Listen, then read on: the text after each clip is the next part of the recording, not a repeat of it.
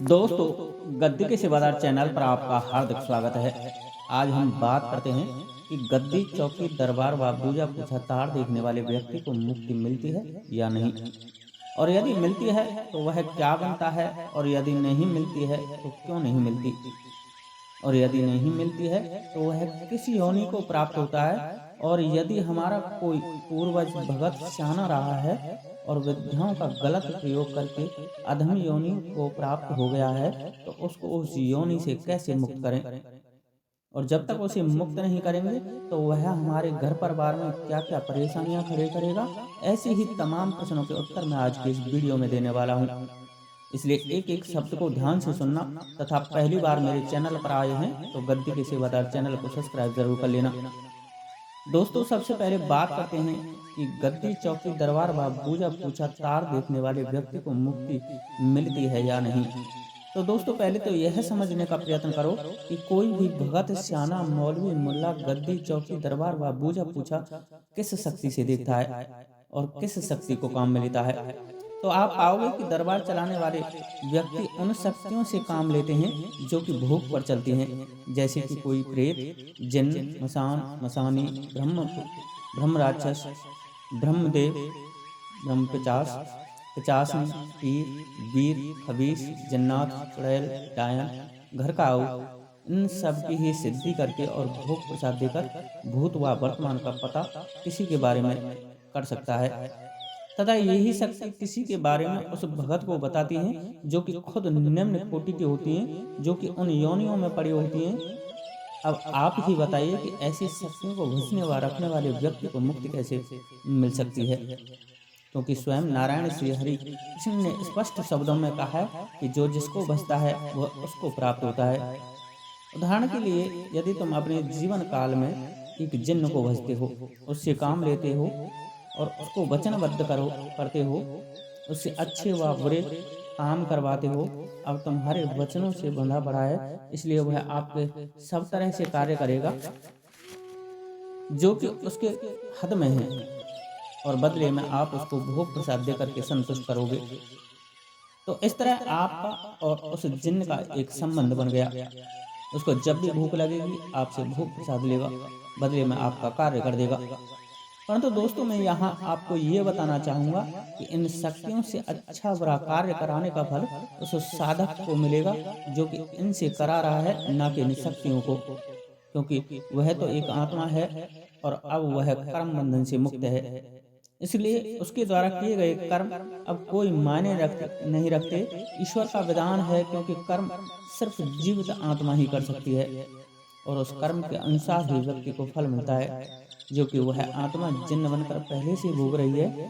अब यदि उस आत्मा से गलत करवाया जा रहा है तो उस करवाने वाले को उस कर्म का फल भोगना पड़ेगा, और जब तक भोगना पड़ेगा जब तक कि वह आत्मा उस योनि में पड़ी हुई है, क्योंकि मरकर व्यक्ति उसी योनि को प्राप्त होगा जिसका कि उसने यजन किया है, भजा है और भजा था। उसने एक जिन्न को भजा था तो वह जिन्न योनि को प्राप्त होगा, और एक जिन्न की आयु 1000 साल की होती है। अब यदि उस व्यक्ति को उस जिन्न से अच्छे कार्य करवाए थे तो वह खुद और उस जिन्न की आत्मा को जल्दी मुक्त करा लेगा और जल्दी अपनी गति करा लेगा। परंतु यदि उसने गलत कार्य किए हैं तो 1000 साल तक वह उस योनि को त्रस्त और दुखी अवस्था में झेलेगा, क्योंकि उसने भी तो जीवित रहते लोगों को कष्ट दिए थे, उनका भी तो परमात्मा हिसाब लेगा। अच्छा, यहाँ मैं एक बात बताना चाहूँगा कि एक भाई ने प्रश्न किया था कि भगत जी, हमारे पूर्वज तो माता काली व हनुमान बाबा की चौकी व दरबार लगाते थे, उनको मुक्ति मिलेगी या नहीं। तो मैं उस भाई को इस वीडियो के माध्यम से बताना चाहूँगा कि हनुमान जी, माता काली, माता शीतला, गुरु गोरखनाथ, इनके द्वारा कभी कोई चौकी नहीं लगती।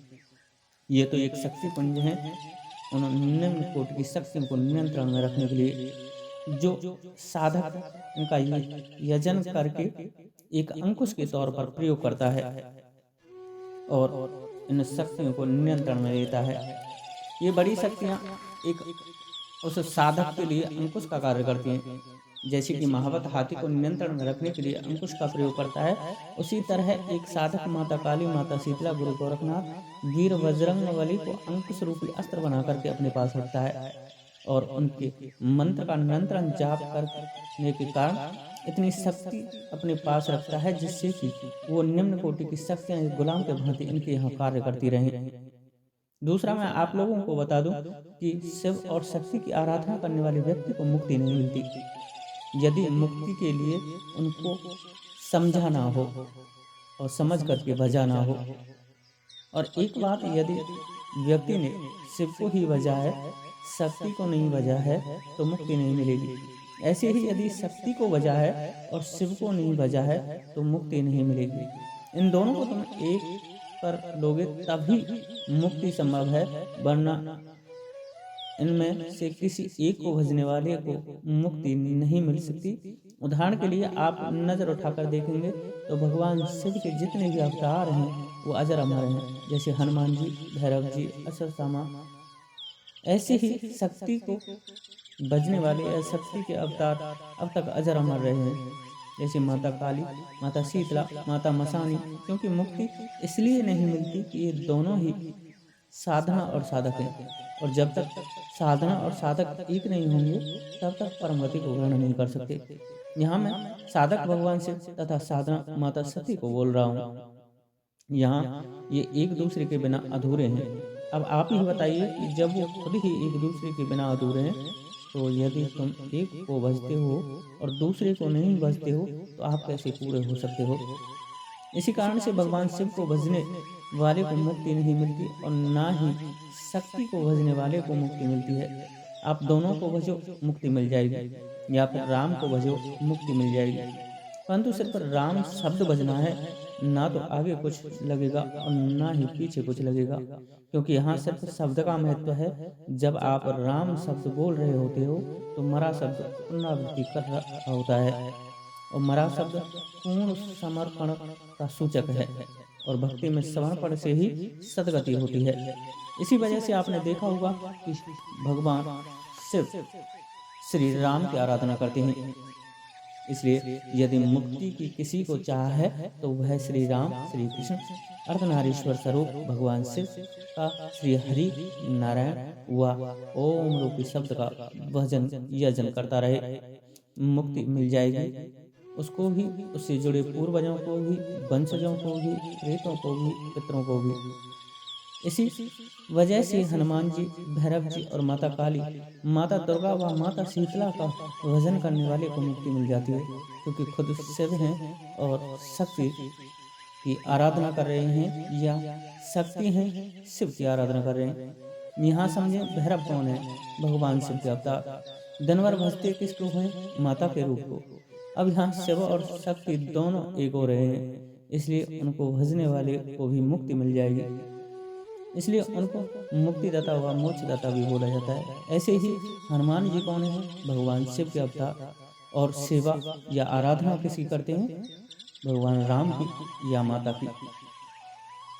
और इसलिए यहाँ शिव और शक्ति एक हो रहे हैं, इसलिए मुक्ति मिल जाएगी। इसलिए यदि आप घर में कोई पूर्वज यदि तंत्र मंत्र पूजा पाठ गद्दी दरबार चलाने वाला रहा है तो आप इन देवताओं की आराधना पूजा पाठ करके मुक्ति दिला सकते हो। लेकिन पूजा का विधान क्या होना चाहिए? इन बड़े देवताओं के किन स्वरूप की आराधना तुम्हें करनी है? पूजा करने से तुम्हें क्या परेशानियां आएंगी? क्योंकि आपका पूर्वज अब एक अलग रूप में है, इसलिए वह खुद ही तुम्हें परेशान करेगा। तुम जितनी पूजा करोगे उतना तुम्हें कष्ट देगा, क्योंकि अब वह दूसरी योनि में है और पूजा पाठ उसके लिए अब कष्टकारी है, उसको पीड़ा पहुंचाती है। और पीड़ा में आदमी तिलमिलाता है, और तिलमिलाया आदमी हाथ पैर फेंकता है। उसी तरह वह क्रोध करके आपको हर प्रकार की हानि पहुंचाएगा। लेकिन आपको बड़े विवेक से उसे उस योनि से बाहर निकाल करके मुक्त कराना है। कौन सा वह मंत्र होना चाहिए, क्या वह क्रिया होनी चाहिए, ऐसी तमाम बातें मैं आगे आने वाली वीडियो में बताने वाला हूँ। इसलिए दोस्तों, आगे की वीडियो देखने के लिए चैनल सब्सक्राइब जरूर कर लेना, जिससे कि वीडियो सबसे पहले आपको प्राप्त हो। आशा करता हूँ कि आज की ये जानकारी आपको अच्छी लगी होगी। अच्छी लगी हो तो वीडियो को लाइक करें, शेयर करें तथा कमेंट्स करें। जय श्री राधे, जय श्री कृष्ण, जय माता की, जय गद्दी की सेवादार की।